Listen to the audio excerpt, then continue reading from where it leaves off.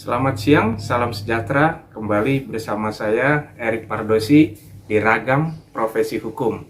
Pada kesempatan kali ini tidak seperti biasa ya. Saya biasanya kemarin ditemani oleh narasumber, tetapi saya di sini sendiri dan saya akan sharing nih ya, menceritakan pengalaman bagaimana cara mendirikan suatu badan usaha berbentuk perseroan terbatas ya.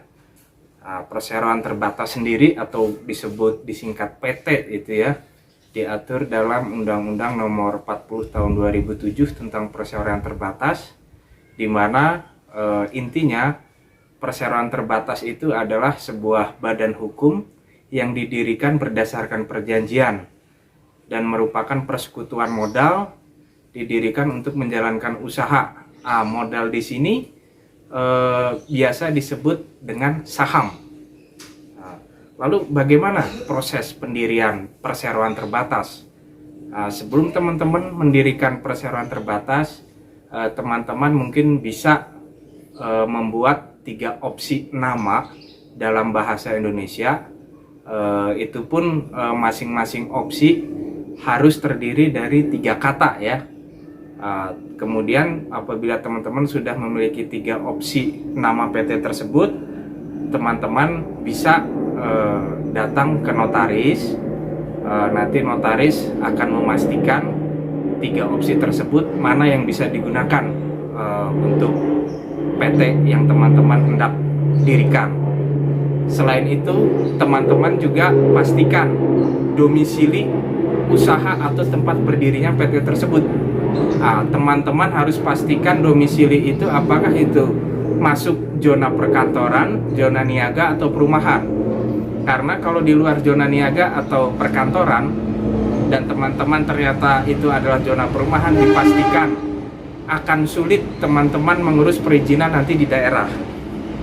Selain itu, teman-teman juga harus memastikan bidang usaha perseroan terbatas yang akan dijalankan nantinya.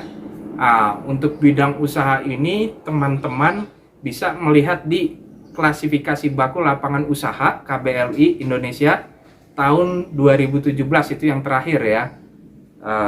Apakah di situ ada larangan atau tidak untuk usaha yang teman-teman akan jalankan menggunakan PT tersebut. Langkah selanjutnya, apabila teman-teman sudah memastikan bidang usaha, terus domisili PT tersebut, dan menurut notaris nama-nama PT yang teman-teman ajukan salah satunya bisa digunakan, notaris itu akan membuat akta pendirian. Akta pendirian ini kemudian nanti didaftarkan di Kementerian Hukum dan HAM untuk mendapatkan pengesahan Badan Hukum Perseroan Terbatas. Nanti teman-teman di situ akan mendapatkan surat keputusan pengesahan pendirian Badan Hukum Perseroan Terbatas.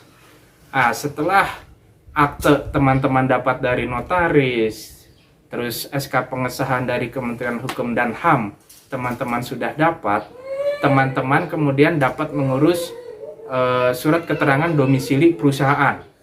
Surat keterangan domisili perusahaan ini biasanya diurus di kelurahan di mana perseroan terbatas teman-teman dirikan itu berada.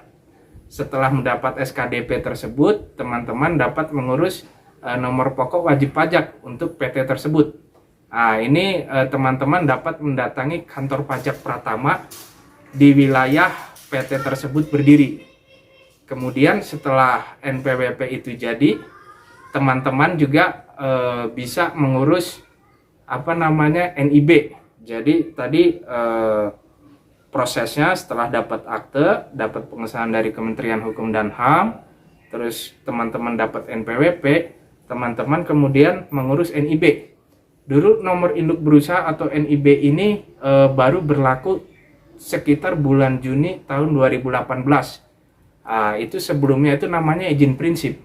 Baik itu PT yang statusnya asing ataupun PT yang statusnya dalam negeri, itu dulu namanya izin prinsip. Semenjak Juni 2018 pemerintah menetapkan diubah menjadi NIB.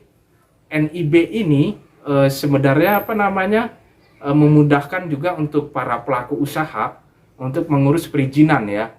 Karena dengan NIB ini itu menggantikan seperti surat izin usaha perdagangan atau SIUP, tanda daftar perusahaan atau TDP, dan sebagai akses kepabeanan atau untuk pengenal impor ya atau API seperti itu.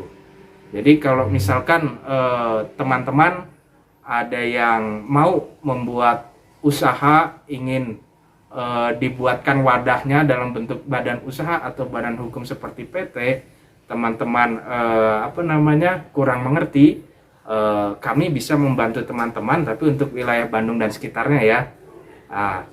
Demikian sharing bagaimana cara pendirian PT oleh kami. Terima kasih, saksikan tayangan-tayangan selanjutnya di channel Ragam Profesi Hukum.